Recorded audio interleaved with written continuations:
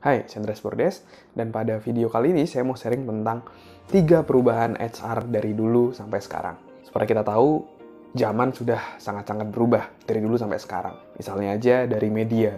Dulu orang suka nonton TV gitu ya. Sekarang kita sudah masuk di era informasi, semua orang sudah punya gadget gitu ya. Jadi banyak orang yang mulai nonton YouTube.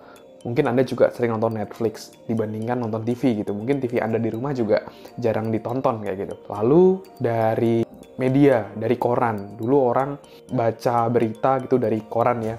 Langganan koran sebulan gitu, tiap hari diantar di rumah. Koran, baca paper kayak gitu. Tapi sekarang udah berbeda. Sekarang udah di zamannya sosial media. Orang baca di sosial media, baca berita di sosial media, juga ada aplikasi-aplikasi media juga untuk mendapatkan berita di sana. Sekarang semua pakai gadget gitu. Dan itu pun juga sangat-sangat berubah gitu orang untuk bagaimana mereka bisa untuk mengkonsumsi berita atau mengkonsumsi media. Lalu juga misalnya dari radio. Dulu orang masih sering gitu ya denger radio gitu. Tapi sekarang udah mulai ada satu yang namanya podcast, di mana orang bisa memutar audio sesuai dengan apa yang dia inginkan gitu ya. Misalnya di Spotify Anda bisa dengarkan podcast-podcast orang bercerita, orang sharing tentang ilmunya, itu bisa sesuai dengan keinginan kita. Ketika kita ingin belajar bisnis, ada podcast tentang bisnis. Ketika kita mau yang misteri gitu, nggak perlu nunggu malam Jumat di radio menyetel cerita horor, tapi kita udah langsung bisa tonton aja gitu. Langsung kita dengar aja gitu dari sana, sesuai dengan apa yang kita inginkan. Begitu juga dengan musik ya. Kalau musik dulu kita harus nunggu di radio sampai ada, ya ini lagunya baru terputar. Tapi sekarang ya udah tinggal pilih di YouTube, di Spotify, udah langsung sesuai dengan yang kita inginkan. Dan itu sangat-sangat berubah banget gitu dari dulu sampai sekarang.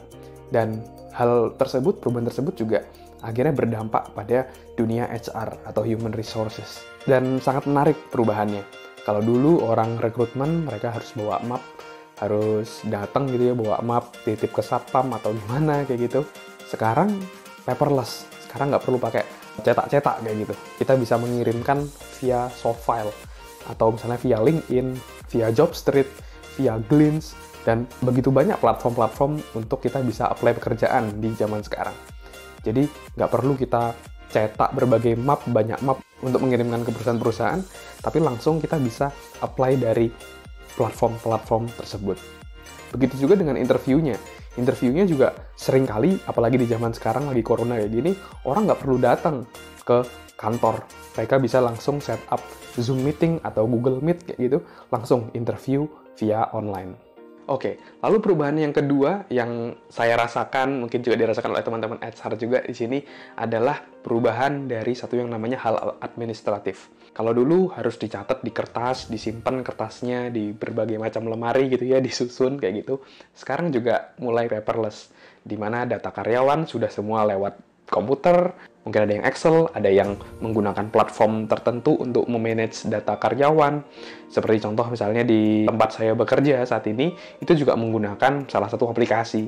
Jadi untuk absen kedatangan, absen pulang, itu bisa menggunakan aplikasi tersebut. Dan juga ditambah segala macam data karyawan juga inputnya jadi aplikasi tersebut. Ketika ada perhitungan gaji, tunjangan, semua ada di sana. Ketika kita mau request cuti, kita menggunakan aplikasi tersebut. Dan sekarang ya semua ada di tangan kita kayak gitu ya. Menggunakan perkembangan teknologi ini untuk dunia HR sendiri. Jadi semakin praktis, semakin simple seperti itu ya.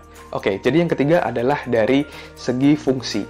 Kalau dulu HR masih mungkin terlalu banyak dilibatkan sebagai administratif, misalnya dari absen, dari penggajian gitu ya, personalia. Tapi sekarang HR fungsinya udah mulai lebih strategik.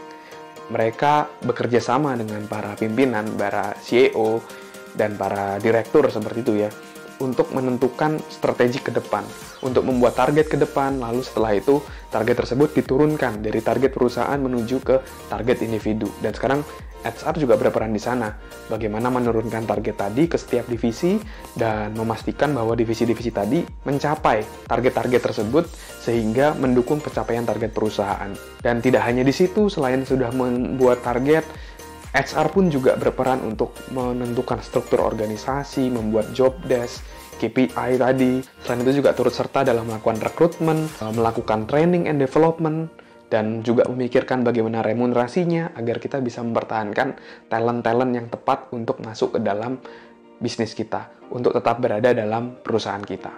Dan itu adalah perubahan yang sangat-sangat cukup signifikan gitu ya. Sekarang HR tidak hanya sekedar hanya support saja, tapi juga mulai lebih masuk ke dalam hal-hal yang strategik. Oke? Dan itu adalah perubahan-perubahan HR dari dulu sampai sekarang. Dan sekarang mungkin untuk Anda sendiri kira-kira apa yang Anda rasakan perubahan dari HR atau human resource dari dulu sampai sekarang? Kalau Anda ada ide atau ada usul terkait perubahan apa yang terjadi, teman-teman bisa silahkan komen di bawah sini. Oke, thank you teman-teman sudah menonton video ini. Semoga bisa bermanfaat dan jangan lupa untuk silahkan subscribe dan juga like video ini. Oke, thank you.